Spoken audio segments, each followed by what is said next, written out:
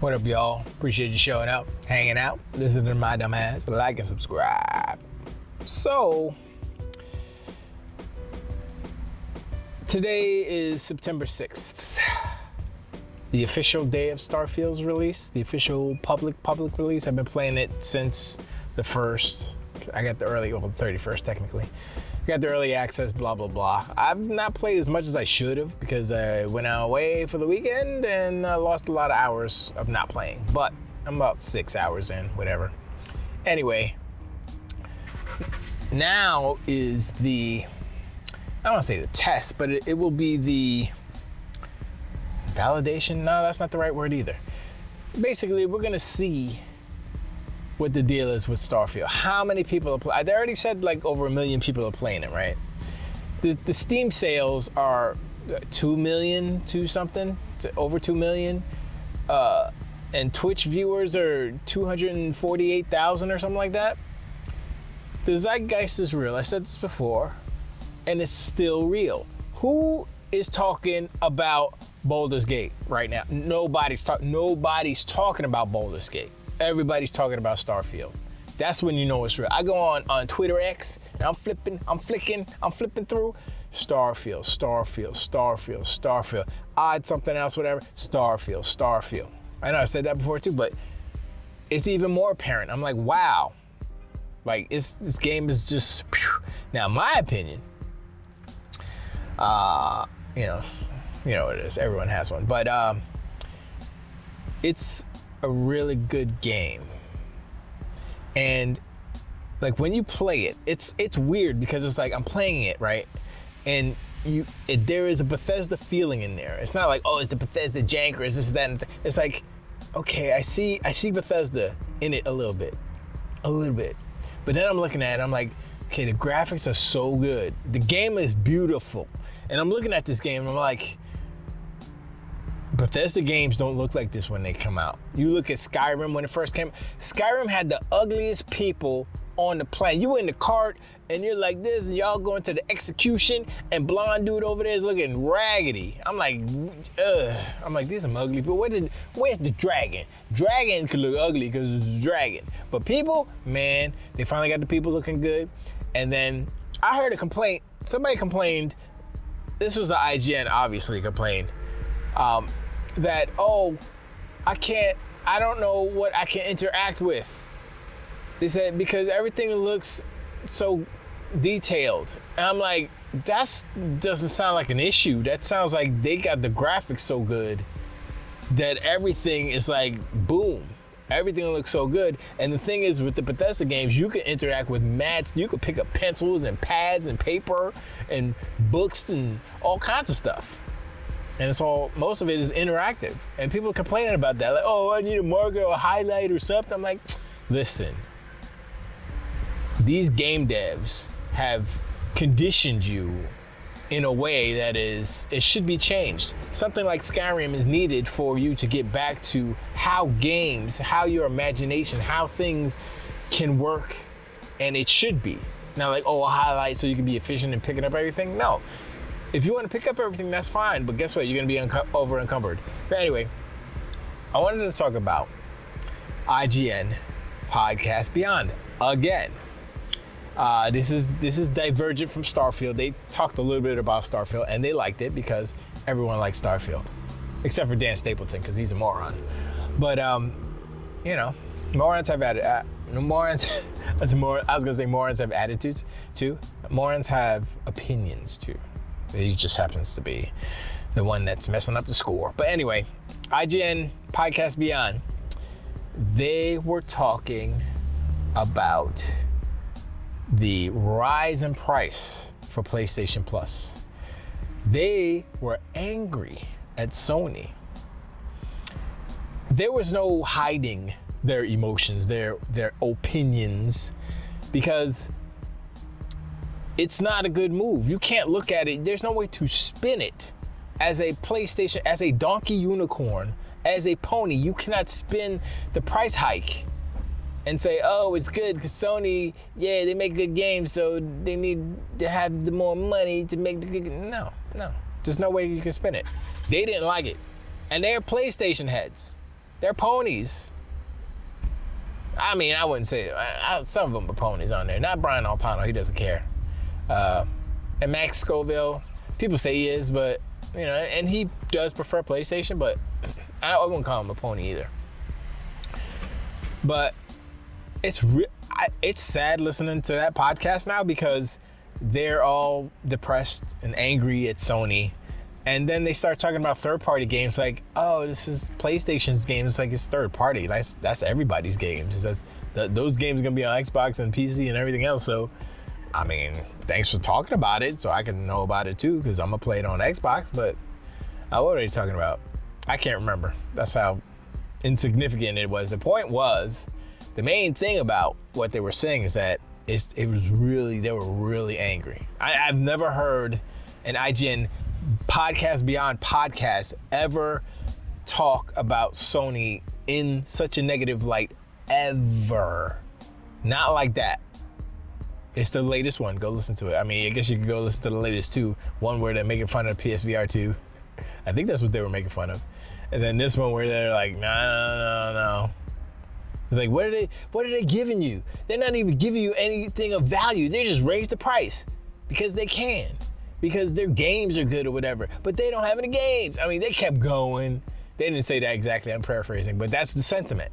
Like, look, if Sony was pushing out bangers, they said, oh, they're going to rely on Spider-Man this year, basically. That's what they said. And I was like, yeah, pretty much. That's all they got. Spider-Man 2. I hope Spider-Man 2 is real good. I mean, everybody's assuming that it is, but if it happens to be hot trash garbage, and if it scores below, let's say 86, I don't know. And a lot of games like Ghost of Tsushima got an 83 or something like that. So all these bangers that Sony's having, I mean, Starfield's up in the same ballpark as far as scores. And because of Dan Stapleton, he messed up the curve. It would have been a 90 if not for him and like GameSpot and whoever else it was. This was another one. And there was one Merit Station. I mean, first of all, you know that's a PlayStation Pony podcast or site because it has station in their name. Why are they reviewing? You know, it's like if I were to review. It's like, I hate Sony, I'm gonna give all their games a bad review, and then they give me a Sony game to review. I'm gonna give it a bad review. Why would you give it to me? But anyway, like we talked about before, review scores don't matter. But, I mean, they do in a way, but ultimately they don't because it really is about the zeitgeist. It really is about the engagement. It really is about how many people are playing and how many people are buying. That's what matters. That's what matters. The bottom line always matters. The review scores sometimes do affect the bottom line, but like I said before, when the zeitgeist is so strong with a game, this game being Starfield in this instance, it could get zeros. People are playing it, people are loving it. And this is so prevalent. This is so much saturated basically in Twitter X, at least, that people will see it and they'll say, oh shoot, I gotta play that. Not because they went to Metacritic, but because they're on Twitter, they're on Facebook, they're on these social media sites and they see the ads and they say, oh shoot, what's that? And they see all the cool things that are happening and they see people talking about it. And there's only a few people that are saying bad things about Starfield. Everyone else is saying, I love this game. It's my favorite game. This is the best Bethesda game. You name it. It's all positive. Like I said, 99% is positive. The 0.00100 is negative. You know, and that's where the ponies and the donkey unicorns are super sad because they can't control the narrative. There's no way to control the narrative when the zeitgeist is so strong and so positive. You can't spin it. Because the machine is not strong, their spin machine isn't strong enough to change the current, to change the tide, to change the flow of the zeitgeist. They can't do it. As much as they should try or want to try, they can't do it. It's too late to try to make Starfield not a success, not a hit. It is a success, period. And it just came out today, technically. I mean, I could think last night or whatever, but with the pre-orders, the early access numbers, it is a success. That's just early access. Not even Game Pass numbers. Not even, how many people are gonna get Game Pass for this, or how many people are gonna buy an Xbox for this. There were instances of people saying, oh yeah, like I said last week, or last video. Yeah, my girlfriend gonna sell her PlayStation 5 to get an Xbox to play Starfield. That's even worse than the whole Harry Potter thing where it's like, oh, Harry Potter, I'm gonna go buy a PlayStation 5 so I could play Harry Potter. Because they didn't know. They thought it was an exclusive. But now people know it's an exclusive. So they're like, oh shoot, I gotta sell this piece of hot trash garbage PlayStation 5, get an Xbox. Anyway, I know I'm repeating myself a little bit, but it just kind of goes to show you, bottom line is that if you have a good game, then people will come. If you build that game, people will come. And Microsoft is finally getting to the point where they're gonna have those games. And the thing that's peculiar, funny, I don't want to say ironic, but that is, it's a little funny. The type of game that Starfield is not the type of game that Sony makes or Sony has in their catalog. They're walking, talking, sad dad simulators that are super cinematic. That is not Starfield. Starfield isn't one of those games. And the fact that Microsoft and Bethesda had the ability to create a game like that and to give it the zeitgeist, give it the love, the care, the money that it needed, the time that it needed to make it a closest to a quadruple A game that I could say. It's kind of a template. It's kind of like, okay, this is how you do it. I mean, of course, it has to do with what the game's about and stuff. So, people like space and the fact building ships, building bases, plus the RPG, plus the collecting. There's a whole bunch of factors that make Starfield alluring to different players. That's what I was talking about before. And the problem with Sony's games is that it's a specific type of game. Usually sad, sometimes post-apocalyptic, heavily cinematic, one and done. The promise of Starfield is that, it's not a one and done. There is a story. You follow a story.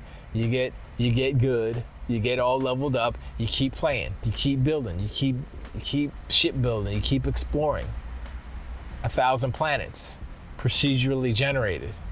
There's and some of the quests are that way too. I remember they were talking about that for, was it Skyrim? I forgot. I think there was an update where they implemented that, where they had procedurally generated quests.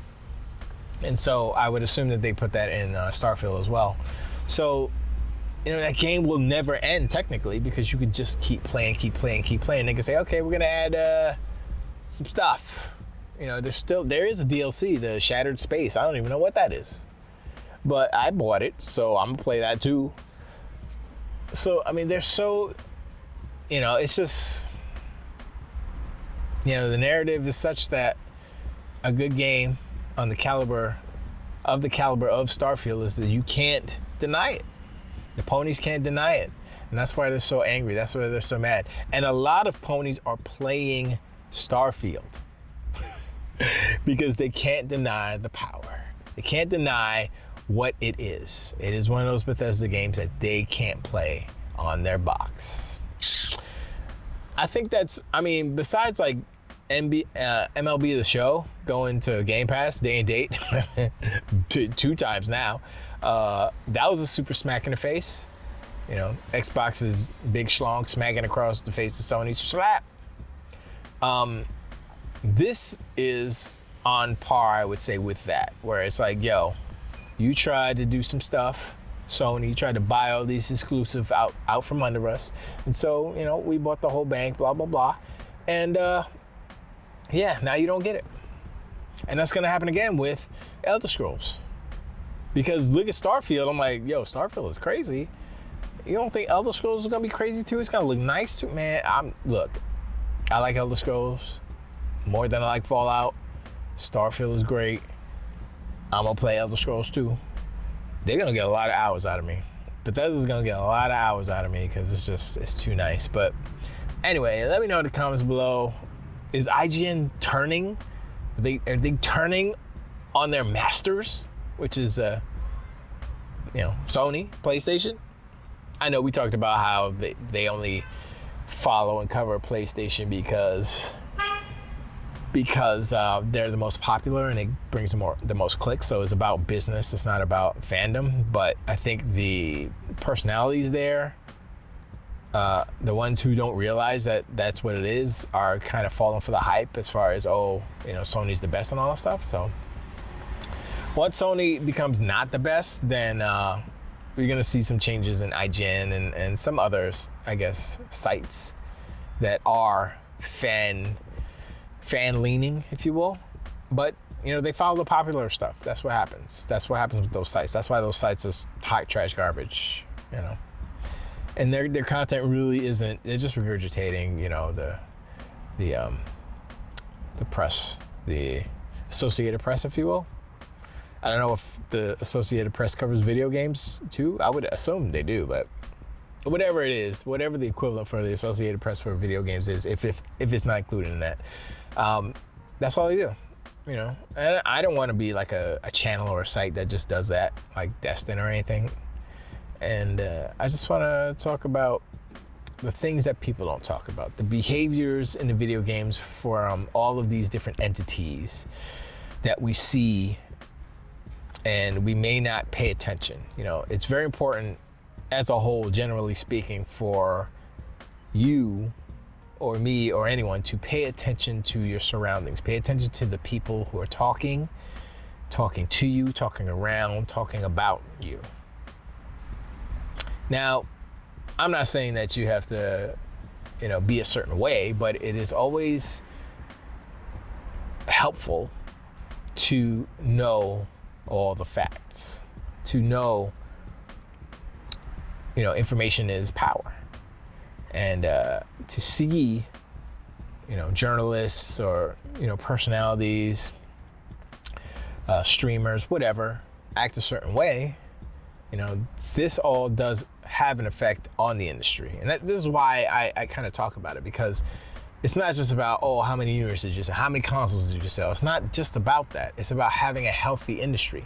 And a healthy industry means if you have people who are unhealthy, doing devious things to harm a part of the industry instead of trying to nurture and grow all of the industry. Competition is one thing, but if you're out there actively trying to destroy part of the industry, then you're not helping. And that's kind of how I see Sony. I know I've said this before also, but it's kind of how I see Sony. They have been actively trying to destroy their competition instead of becoming better than their competition. Without a doubt, we're the best. We'll show you by, these are the games. These games are the best. That's it. That's all we gotta do is make games and you'll see who's the best. But they're not doing that because they can't afford to do that, because that's what their model was before. End of PS3, the end of PS3, that's what their model was. Make those sad dad walking simulators that are cinematic. And it worked. But at a price. And they can't afford to make those games anymore. So now you have the rumor that there's going to be a God of War spin-off, which means DLC / smaller game, like the Last of Us Origins or whatever that was called. Not the Last of Us, Uncharted with the Lost Legacy. Was that the one with the 2 girls in it? Sorry. But yeah, that's what they're gonna do because it's cheaper and they can't afford to make a from scratch game like that to that scope. They can't afford it and they don't have time to do it. And Insomniac is kind of messing stuff up over there at PlayStation because they put out 3 games in 5 years, right? And now Sony's looking at Naughty Dog and they're looking at Santa Monica like, why can't y'all do what they doing? Why can't y'all do what Insomniac is doing, huh? And maybe that's the new mandate over there, and that's why the games are smaller. That's why it's an offshoot, a spin-off. And they're trying to do the games as service. They're lost. They don't know what to do. I don't know. I've heard I've heard. I was listening to the podcast show again, and the podcast Beyond. They were like, "Oh yeah, played Foam Stars." It was one of the ponies, Ponette. She's a girl. Oh, playing Foam Stars is so good. And then Mag's like, "Oh yeah, I heard only good things about that game." I'm like, really? It's a Splatoon clone that's a little bit better because the foam you can build stuff and make your own cover. That's the game. I'm like, really? Okay, y'all are grasping. Y'all ain't got nothing. So, with your, I guess, how do you say, with your thirst in the desert of no games, you're grasping at anything. And I don't know if that's an exclusive. Actually, I think Foam Stars is multi-plat. I think. I'm not sure though, because it's is that Square Enix or Ubisoft? I can't remember who makes that. I think that's a Square Enix joint. But a game like that, multiplayer, needs to be multi-plat because you don't have enough people on your side, quote unquote, to play that. And people on PC, it's not the type of game that they, generally speaking, gravitate to. Especially if it's a console type of game first. But anyway, I get tired of talking about Sony. It's so boring. But anyway, let me know in the comments below what do you think about IGN. Maybe they're turning the tides. Maybe they're seeing the evil ways of Sony like I've seen for years. Yeah, let me know about that. Let me know about your Starfield Day. This is actually Starfield Day, September 6th, but I said Starfield Day. Whatever. 2 Starfield days every year. Who cares? But yeah, let me know how you like a Starfield, what your build is, all the good stuff now that it's out for the masses. And do you think it deserves a 7, or what's your score? Let me know what your guys' score for Starfield is. I'm gonna say, as far as from what I played so far, and I believe that there's like more good stuff to come. I'll tell you a quick little thing. So I went on this moon for I was doing the main mission stuff. I've been focusing on that. And I had to go to this moon for, I can't remember what the actual mission, it was like read something or something. So I went to this moon and I did the thing. And then I saw like a structure in the distance. I'm like, oh, what's that? And so I went up to it. It's like a kind of a tower thing. And I went inside. I had Sarah with me. I think that's her name, right? The British chick, the British blonde. And we went up in there. And I don't remember what level. I don't even know if it said the level. But these fools, I think they were Crimson, and they were mopping the floor with me. I was like, there was a couple of them that had they had the health bar, and then they had like sections of like shields. I was like, I can't barely get this. He's got like 9 sections of shield, so that means I gotta knock down his health bar 9 times. I'm like, yeah, I can't do this. And then I knock it down a little bit, and then I run away and try to like heal up and stuff, and then go back. He's already healed. I'm like, okay, you know what? I think I'm gonna run. I didn't run. I just I reloaded the save just before I went into the building. I was like, forget this. I'm not doing this right now. And so I was like, okay, this is what's up. This is the dungeon, if you will. And that's when I started to feel a correlation between that and like Fallout and that and Skyrim. But this was a little bit more extra because the gunfight is nice. And I'm like level 5 or something. I'm not even a high level, so I was like, I can't do this. But it's so good. It's a really good. It's fun. It's like I said, game of the gen. It might be the game of the gen. Definitely game of the year contender. Definitely my forever game for this generation. I'm gonna be playing this game to the end of this generation. Probably beyond, because they'll do a update or whatever for the next gen and make it 60 frames actually on console or something. But as far as scores, as of now, only 6 hours in, I'm gonna give it a tentative 90 right now. Only because I've had one bug where Sarah, my companion, she was sitting there and she was like talking or something, and her eyes were closed and they wouldn't open. And I was like, that's weird. That's a weird graphical thing. But anyway, I appreciate y'all hanging out. Like and subscribe. Let me know in the comments all the things. What's your favorite part of Skyrim? Wow. Starfield. Any bugs? You see any bugs? What you run into? Then all that good stuff. And I appreciate. And I'll talk to y'all on the next one. To the wait.